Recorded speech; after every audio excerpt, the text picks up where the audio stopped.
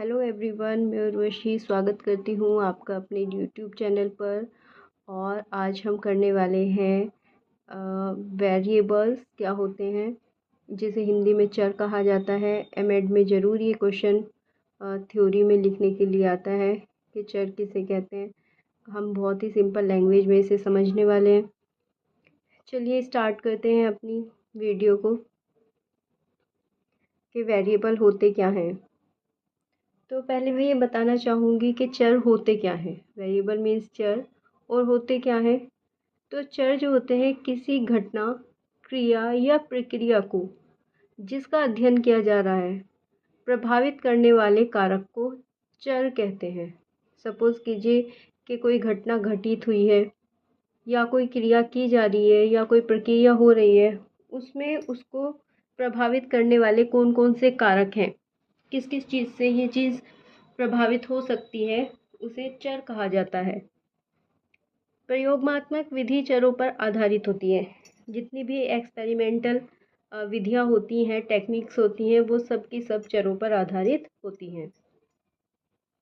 फिर आता है चर की अवधारणा। हम कैसे पता लगाएंगे कि क्या चर है। शैक्षिक शोध में चर का काफ़ी महत्वपूर्ण स्थान है। जब हम एजुकेशनल रिसर्च करते हैं तो उसमें चर जो है बहुत ज़्यादा इम्पोर्टेंट होता है। अंग्रेजी में इसे वेरिएबल कहते हैं, ठीक है। और शोध में चर का तात्पर्य उस वस्तु, घटना या वस्तु के उस गुण से होता है जिसका मापन किया जा सकता है। अगर हम शोध की बात करें कि शोध में भाई चर क्या होता है, तो इसका मतलब क्या है कि जब हम शोध कर रहे हैं उस वस्तु में, घटना या वस्तु के उस गुण से होता है जिसका मापन किया जा रहा है, जिसका मेज़रमेंट किया जा रहा है, जिसको आप मेज़र करना चाहते हैं, ठीक है, वही होता है चर। फिर कर्लिंगर के अनुसार, जो कर्लिंग महोदय हैं, वो क्या कहते हैं कि चर एक ऐसा गुण होता है जिसकी अनेक मात्राएं हो सकती हैं।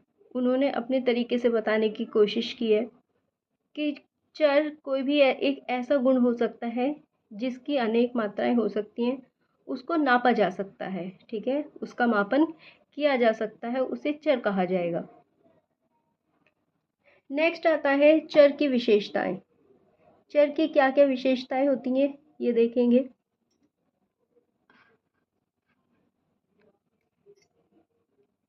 चर की विशेषताएं निम्नलिखित हैं।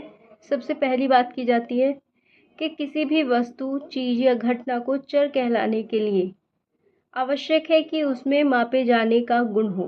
सबसे पहली इम्पॉर्टेंट बात ही ये आ जाती है कि अगर हम किसी भी वस्तु या चीज़ को नापना चाहते हैं, ठीक है, वो तब चर कहलाएगी अगर हम उसको माप सकते हैं, मतलब उसका मेज़रमेंट निकाल सकते हैं।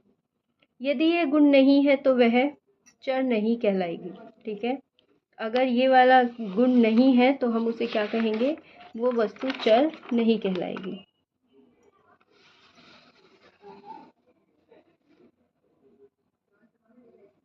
वह वस्तु चर की श्रेणी में नहीं आती।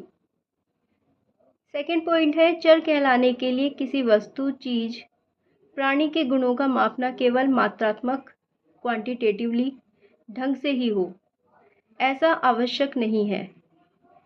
ये कहना चाह रहे हैं कि जिस भी चीज़ को हम नापना चाह रहे हैं, चर निकालना चाह रहे हैं, ये ज़रूरी नहीं कि उसकी जो मात्रात्मक ढंग से ही हम उसको निकालें, केवल क्वांटिटी ही निकालें, ऐसा ज़रूरी नहीं है।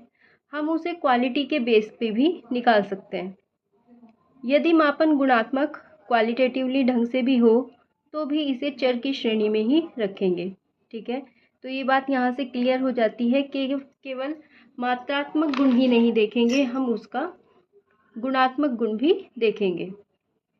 फिर आता है चरों का वर्गीकरण या प्रकार। किस प्रकार हम चरों का वर्गीकरण करते हैं, तो इसमें आ जाता है कि वर्गीकरण में चरों को हमने 4 भागों में बांट दिया।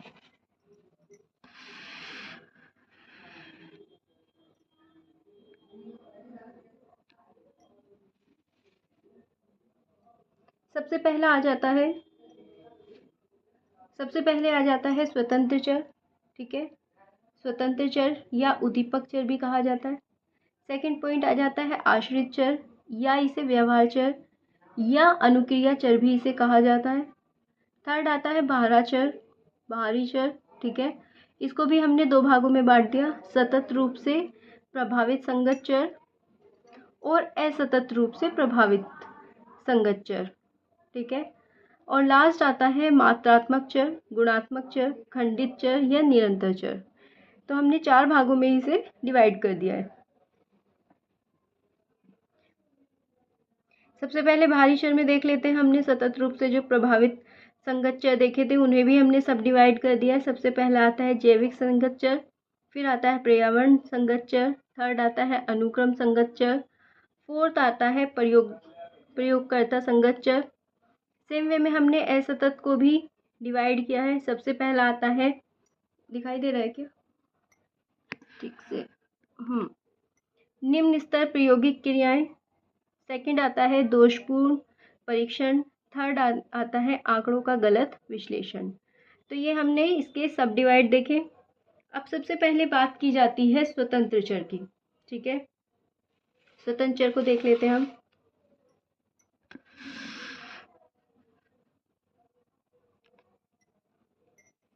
स्वतंत्र चर में आ जाता है, स्वतंत्र चर को क्या कहा जाता है, उद्दीपक चर भी कहा जाता है या अनाश्रित चर भी कहा जाता है।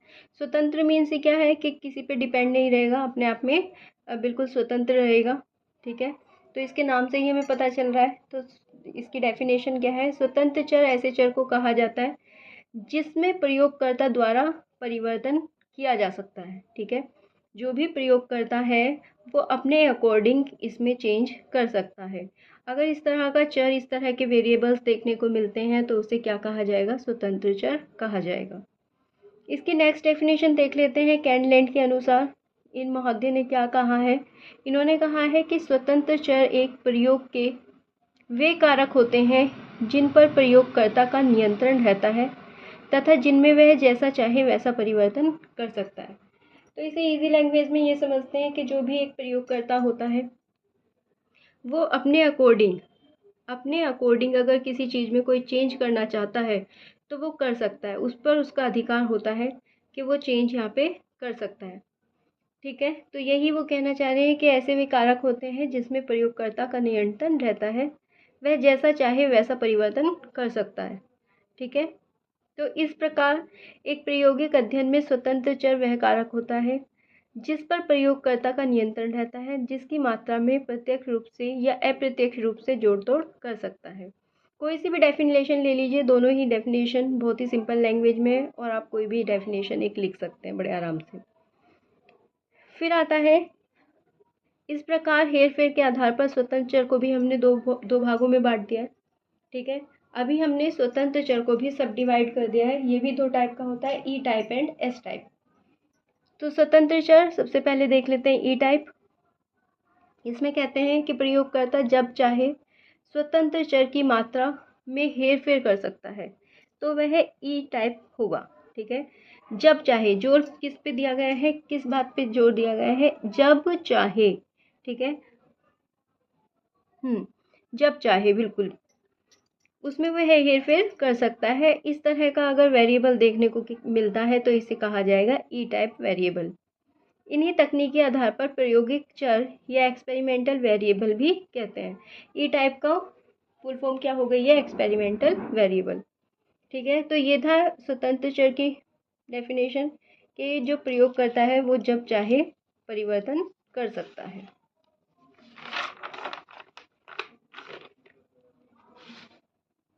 नेक्स्ट आता है एस टाइप। ठीक से शो हो रहा है क्या, हाँ जी। फिर आता है स्वतंत्र चर का ही दूसरा टाइप, एस टाइप। इसमें क्या होता है, जब प्रयोगकर्ता चयन प्रक्रिया द्वारा स्वतंत्र चर में हेरफेर करना है तब चुने गए चर को स्वतंत्र चर एस टाइप कहते हैं, ठीक है।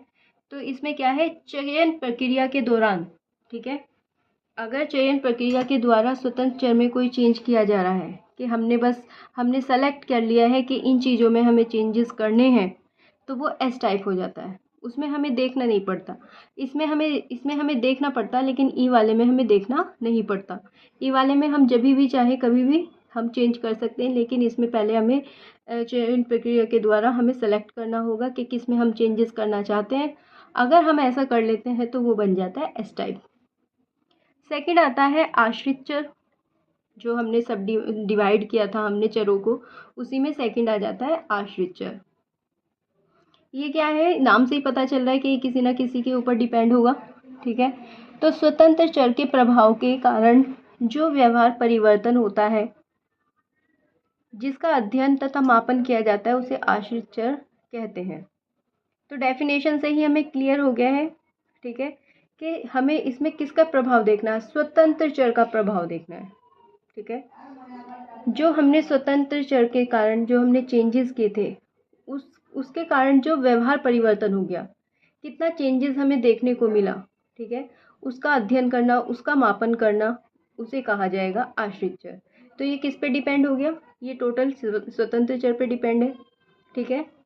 तो इसी का नाम पड़ गया है आश्रित चर। फिर जो टाउनलैंड के अनुसार हम देख लेते हैं, इन्होंने अपनी डेफिनेशन में क्या कहा है। इन्होंने कहा है कि आश्रित चर वह कारक होता है जो प्रयोगकर्ता द्वारा स्वतंत्र चर दिए जाने या हटाने या परिवर्तन करने के अनुसार ही प्रकट, लुप्त या परिवर्तन होता है। इन्होंने कहा कि जो प्रयोगकर्ता होता है, जब स्वतंत्र चर को दे दिया जाता है, ठीक है, जब हमने स्वतंत्र चर निकाल लिया, उसमें हम कुछ ऐड कर लें या उसमें कुछ चेंजेस कर दें या उसे बिल्कुल हटा दें, इस तरह का स्वतंत्र चर होने पर अगर हम उसमें ऐड करते हैं, कुछ प्लस करते हैं, माइनस करते हैं, तो वो बन जाता है आश्रित चर, ठीक है।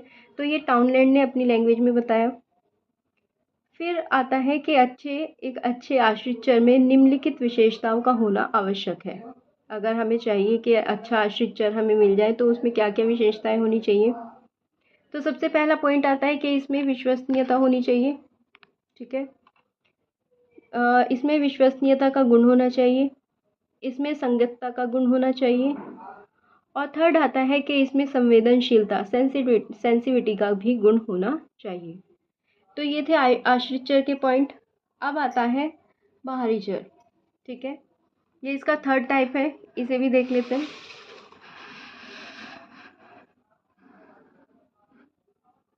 हाँ जी, ये कहते हैं कि स्वतंत्र चर का प्रभाव हम आश्रित चर पर देखते हैं।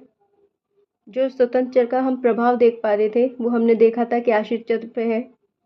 ऐसे चर जिनका अध्ययन हमें नहीं करना होता और शोधकर्ता जिनमें कोई जोड़ तोड़ नहीं करता, उनका प्रभाव भी आश्रित चर पर पड़ता है। एक तो हमने देखा कि स्वतंत्र चर में हमने जोड़ तोड़ किया, ठीक है, और उसमें कुछ ऐड किया, माइनस किया, ठीक है, और या कुछ चेंज किया, तो फिर वो क्या हो जाता है, वो आश्रित चर बन जाता है। और आश्रित चर में जो हमने स्वतंत्र चर पे डिपेंड रहा, वो आश्रित चर बन गया। कुछ कारक ऐसे भी होते हैं जिनमें हम चेंजेस नहीं कर सकते, तो क्या उनका प्रभाव आश्रित चर पे पड़ता है? हाँ जी, बिल्कुल पड़ता है, और इसी को कहा जाता है बाहरी चर। इसलिए ऐसे चरों को नियंत्रण करना आवश्यक होता है। अब इन्हें कंट्रोल करना भी आवश्यक हो जाता है। इन्हें ही बाहरी चर या एक्सट्रानियस वेरिएबल कहा जाता है। बाहरी चर अध्ययन के परिणाम को प्रभावित करते हैं तथा यह स्वतंत्र और आश्रित चर दोनों से ही सहसंबंधित होते हैं। अब ऐसा नहीं है कि ये एक्सट्रानियस है, वेरिएबल है, तो ये किसी पर प्रभाव नहीं डालेंगे। ये दोनों पर प्रभाव डालते हैं, अपना स्वतंत्र चर पर भी और आश्रित चर पर भी। तो इस तरह से इनको सहसंबंधित चर भी कहा जाता है, ठीक है। तो ये दोनों से रिलेटेड है। ऐसा नहीं है कि हम इन्हें केवल स्वतंत्र चर पर ही छोड़ देंगे या आश्रित चर पर ही ये केवल डिपेंड होगा, नहीं, ये दोनों पर डिपेंड होगा, ठीक है। इसलिए नाम क्या पड़ गया है, बाहरी चर। आई होप कि ये वीडियो बहुत अच्छी लगी होगी आपको। चर एकदम वेरिएबल्स जो हैं बिल्कुल अच्छे से समझ में आ गए होंगे। बिल्कुल डेफिनेशन मैंने बहुत ही सिंपल लैंग्वेज में लिखी है। अगर आपको ये वीडियो अच्छी लगी हो तो वीडियो को लाइक ज़रूर कीजिए और हमारे चैनल को सब्सक्राइब कीजिए ऐसे ही इम्पॉर्टेंट वीडियोज़ के लिए। फिर मिलेंगे ऐसी ही किसी अच्छी वीडियो के साथ।